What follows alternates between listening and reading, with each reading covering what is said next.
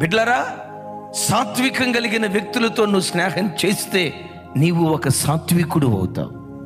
దీనత్వం కలిగిన వారితో నువ్వు స్నేహం చేస్తే నీవు ఒక దీన మనస్సు కలిగిన దానిగా మారిపోతావు.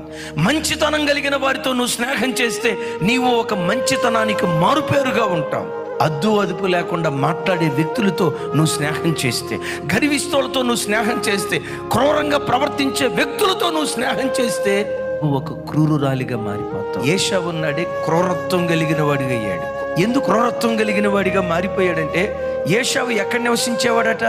అరణ్యంలో ఎవరుంటారు? క్రూరమృగాలు ఉంటాయి. ఆ క్రూర మృగాల మధ్యలో తిరిగి తిరిగి తిరిగి తిరిగి చివరికి ఏశావు కూడా ఒక క్రూర మృగం అయ్యాడు. వింటున్నారు ఈ మాట? వారు సాధువు కదా. మిమ్మల్ని అడుగుతా, యాకోబు కూడా ఏమయ్యాడు? ఎందుకు సాధువు అయ్యాడు? సాధువుతో స్నేహం చేశాడు గనుక ఈయన సాధువు అయ్యాడు.